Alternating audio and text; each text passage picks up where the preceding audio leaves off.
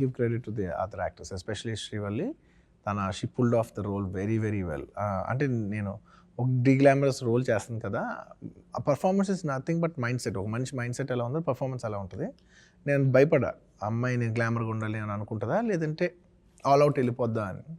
But genuinely she went all out. Director గారు నమ్మి she went all out and she did very well. And Devi గారు, బేసిక్గా మీ music lyrics అలా set అవుతాయా? లిరిక్స్కి సెట్ అయ్యేలాగా మీరు మ్యూజిక్ చేస్తారా?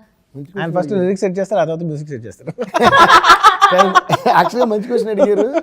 ఎందుకంటే జనరల్గా most of the time tune చేస్తుంటారు, లిరిక్ రాస్తారు. లేదంటే ట్యూన్ చేసినప్పుడు నాకు కొన్ని మ్యాక్సిమం నాకు ఏదైనా వర్డ్స్ వచ్చేస్తాయి రఫ్గా, అది పెట్టి కొన్ని చేస్తాం లేదా అవి మారుస్తాం, అలా జనరల్గా సాంగ్స్ చేసినప్పుడు. కానీ సుక్కుబాయిది నాది బోస్ గారిది కాంబినేషన్ ఉన్నప్పుడు ఏంటి తెలుసా, నిజంగానే చెప్తున్నాను, మీరు నమ్మిన నమ్మకపోయినా మా ముగ్గురికే తెలియదు లిరిక్ ఫస్ట్ ట్యూన్ చేసామా, ట్యూన్ ఫస్ట్ లిరిక్ చేసామని. It's like hand in hand అనమాట. ఇలాగే కూర్చునే చేస్తాం పాట, ఇప్పుడు కూడా కీబోర్డ్ మీద కూర్చునేది చేస్తుంది లేదు. సడన్గా బోస్ గారు ఏదో వర్డ్ చెప్తారు లేదా ఒక లైన్ చెప్తారు, దానికి వెంటనే నేను ట్యూన్ పాడతా, అరే బాగుందని ఆ మీటర్లో నెక్స్ట్ లైన్ చెప్తారు. లేదా నేను ఊరికే పడతాను ఏదో పాడతా, దానికి ఆయన లిరిక్ చెప్తారు, అరే బోస్ గారి లిరిక్ చాలా బాగుంది, నెక్స్ట్ లైన్ ఈ మీటర్లో పట్టుకు. అలా నిజంగా మా ఏ పాట కూడా ఇప్పటివరకు ఎప్పుడు చేసామో మాకు తెలియదు. అయిపోయిన తర్వాత అరే భలే ఉంది కదా తెలియదు అనుకుంటాం మేము, ఏదో వేరే వాళ్ళు పాటలాగా. బోస్ గారు అంటే గుర్తుకొచ్చింది, ఇవాళ మధ్యాహ్నం నాతో బోస్ గారు, అంటే బోస్ గారు నాకు ఆర్య సినిమా నుంచి రాస్తున్నారు, మేము ఎప్పుడన్నా హలో హలో అనుకుంటుంటాం. ఇవాళ బోస్ గారు నాతో, నేను ఎప్పుడు బోస్ గారిని అలా చూడలే, అంటే నేను ఎగ్జాజరేట్ చేయలేను, నేను బోస్ గారు ఎప్పుడో అలా చూడలే.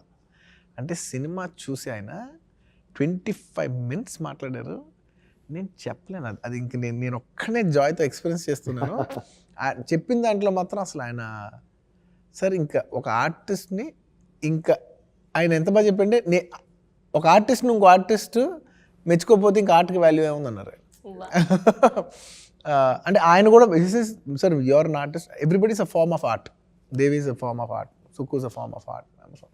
అసలు ఆయన మెచ్చుకున్న విధానం మాత్రం అసలు నేను అన్బిలీవబుల్ ఎక్స్పీరియన్స్.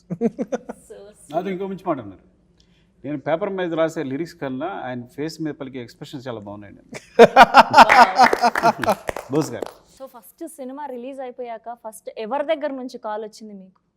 విచిత్రంగా నాకు ఫస్ట్ టెక్స్ట్ ఫాద్ ఫాజిల్ గారి నుంచి వచ్చింది. తన దుబాయ్ డిస్ట్రిబ్యూటర్ ఎవరో ఒక ఆయన బాగా friend, cinema super hit, so going big blockbuster అని. ఆమె నాకు షాక్ అసలు. 4 o'clock తను టెక్స్ట్ పెడితే అఫ్కోర్స్ నేను స్లీప్లెస్ ఉంటుంది. తను మా ఆవిడ నేను కూర్చున్నాం నైట్ అంతా, కూర్చున్నా అంటే ఏం మాట్లాడుకోవట్లా, అంటే మార్నింగ్ కోసం అనమాట, నిద్ర అవ్వట్లేదు నీకు, నేను కూర్చుంటాను అంది. సో ఇద్దరం కూర్చున్నాం. సో నేను సాధారణంగా నిద్రపోతాను ఏదో ట్రై చేసి, అంటే ఏదో గొప్పగా సినిమాని మనం పట్టించుకోము, రిజల్ట్ పట్టించుకోము అన్నట్టు నిద్రపోయి ట్రై చేస్తా. అది తర్వాత దాంట్లో డ్రామా నాకే అర్థమైపోయింది. సో అవే కొండమే బెటరు, మళ్ళీ మనం మోసం చేసుకోవడం ఎందుకని చెప్పి.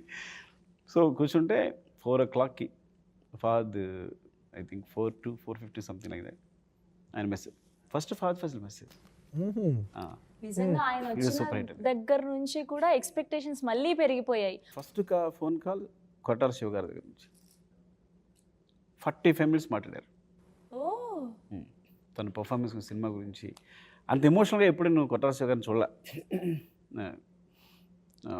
అంటే ఫ్రాంక్గా చెప్పండి, తన నుంచి నిజాయితీగా నేను నేర్చుకున్న విషయం అంటే సినిమాలు చాలా ట్రూత్ఫుల్గా ఉంటాయి. అదే విషయం చెప్పాను. So I want to copy you, చాలా ట్రూత్ఫుల్గా ఉంటాను ఈ సినిమాలని. ఎంత ఎమోషనల్గా మాట్లాడానంటే తను మొత్తం సినిమాని అనలైజ్ చేసి, అసలు ఆ బూస్టప్ ఎంత ఎనర్జీ వచ్చిందంటే అంత ఎనర్జీ వచ్చింది. It's going to be blog, చాలా పెద్ద హిట్ అవుతుంది. ఏదైనా బ్లాక్ బస్టర్ ఆడిని ఎంటర్టైన్ చేయడం కదా ఉద్దేశం. వాళ్ళందరూ హ్యాపీ ఫీల్ అవుతానే కదా ఇంత కష్టపడి సినిమా చేసినందుకు మాకు కూడా ఆనందం మిగిలేది. సో అట్లా. ఓకే. అండ్ సరే, ఎన్ని సీన్స్, ఆయన సీన్ ఫేవరెట్ సీన్ చెప్పారు, నా ఫేవరెట్ సీన్ చెప్పేశాను. మీ ఫేవరెట్ సీన్ సార్? ఫేవరెట్ కంటే బాగా నచ్చిన సీన్ నాకు ఎందుకో అది బాగా ఏదో పర్ఫార్మెన్స్ పర్ఫెక్ట్గా వర్కౌట్ అయిందనే ఒక సీన్ ఉంటుంది. అది హీరోని ఇన్సల్ట్ చేస్తూ డబ్బులు విసురుతాడు, విసిరితే అలా చూస్తుంటాడు, బండి అంతా వెళ్ళిపోద్ది, దుమ్మంతా మొహం మీద కొడుతుంటుంది. అలా చూసి అక్కడ మాట్లాడుకుంటూ వచ్చే షాట్ ఉంటుంది. నాకెందుకో అది నాకు చాలా, అంటే అదేదో ఒక రిథమ్ బాగా కుదిరిందని అనిపించింది నాకు. ఆ షార్ట్ రిథమ్ చాలా నచ్చింది. చూసే విధానం, ఒక సైడ్ ప్రొఫైలు, ఏదో మ్యాన్లీగా, ఒక రగ్గెడ్గా, నాకు ఎక్కడ సాటిస్ఫాక్షన్ వచ్చింది, ఎస్ నేను అనుకున్న ఒక రగ్గెడ్నెస్ ఉంది సార్, అది ఇక్కడ బాగా వర్కౌట్ అవుతుంది. అండ్ యాటిట్యూడ్, ఒక కామ్నెస్. అండ్ జనరలీ మనం సినిమాల్లో మాట్లాడేటప్పుడు డైలాగ్ టు డైలాగ్ స్పేస్ ఉండదు, ఎందుకంటే డైలాగ్ చెప్పాలన్న కంగారులో ఉంటుంది. అదే అని అంటాం. ఆ డాన్స్ చెప్తా కదా ఉంటుందా అందులో ఏంటంటే ఏదో అడుగుతాడు బండి ఎంత ఉంటుందంటే ఎంత చెప్తాడు ₹1,00,000 రా బండి అన్న విధానం.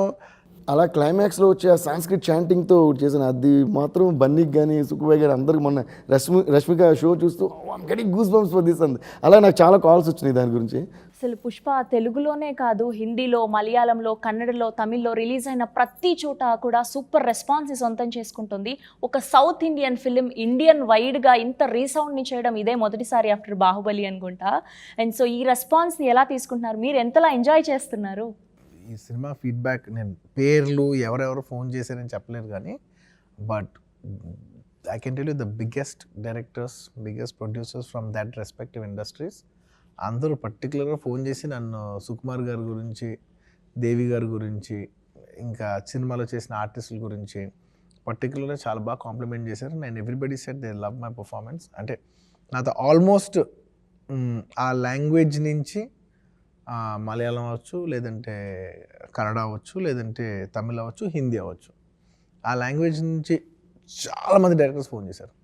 ఫోన్ చేసి అండ్ కొంతమంది ఏమో మేము మా హిందీలో మా పర్టికులర్ లాంగ్వేజ్ చూసాం బట్ ఇప్పుడు తెలుగులో కూడా మాకు ఒకసారి చూడాలని ఉంది.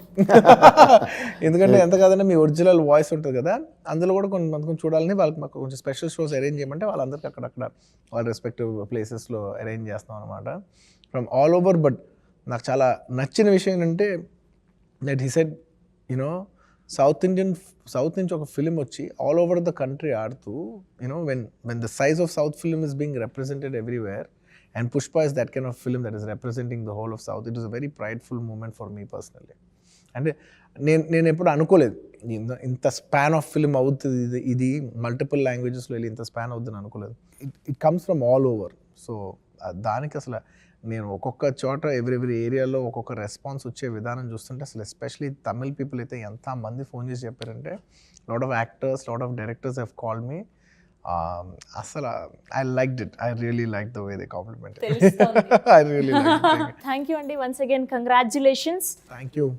మేము మొత్తం ఆడియన్స్కి, ప్రేక్షకులకి అన్ని భాషల నుంచి అందరికి అర్థం అవడానికి నేను ఇంగ్లీష్లో చెప్తాను. Thank you so much to the entire Hindi audience, Tamil audience, Malayalam audience, Kannada audience, and of course Telugu audience from all over. This film has been received fantastically well, and thank you for the abundant love that you've been showing. And especially I'd like to thank all the people from their respective industries for showing their grace by calling each one of us and speaking. You know, people have been calling me, they've been taking the director's number, they've been taking other artists' number, technicians' number and been speaking to them. So many people come from everywhere and the way you spoke has touched our hearts. Thank you. Thank you. Nah, please try to understand my excitement. Thank you.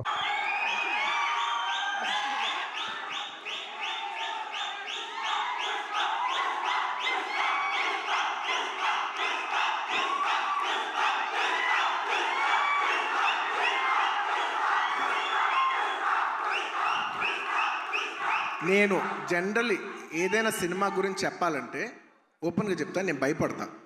నాకు భయం ఉంటుంది. ఎందుకంటే cinema ఎలా వచ్చింది, cinema ఏంటి, జనం చెప్పాల్సిన విషయం. అది నేను చెప్తే ఎలా ఉంటుందంటే నేనేదో డబ్బా కొట్టినట్టు ఉంటుంది.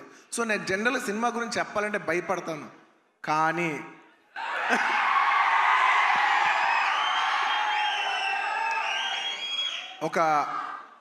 ఒక అంటే కొంచెంగా సినిమా వస్తుంటే మనకు కనిపిస్తుంటే చూసారా, అది ఒక నమ్మకం కూడా కాదు. అది నమ్మకం అనాలా, అది ఏమనాలో నాకు తెలియదు. కానీ నాకెందుకో సినిమా వస్తున్న విధానం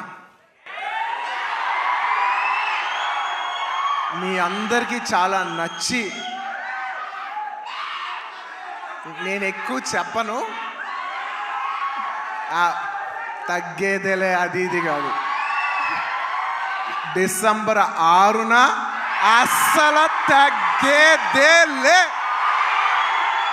ఇది మాత్రం ఫిక్స్. మీ అందరికీ తప్పకుండా, మీ అందరికీ ఎస్పెషలీ సరే ప్రేక్షకులు చెప్పాలి సినిమా ఎలా ఉంది ఏంటి అనేది. నేను కేవలం ఈ మాట ఓన్లీ కేవలం నా fans, my dear army, only మీకే చెప్తున్నా. నేను ఇది పబ్లిక్ చెప్పట్లేదు, కేవలం మీకు చెప్తున్నా. నా బంగారం అంతే, అలా షోల్డర్ కొట్టి లోపల రా.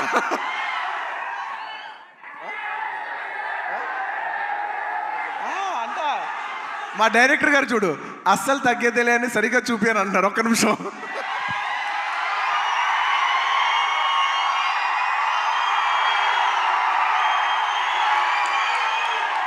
అల్లు అర్జున్ గారు, ఎస్. చూసారు ఎంత చెక్కుతున్నాడు. ఇదే కాదు, సినిమా కూడా ఇలాగే చెక్కుతున్నారు. సుకుమార్ గారు ఒకసారి పైకి రావాలని కోరుకుంటున్నాను.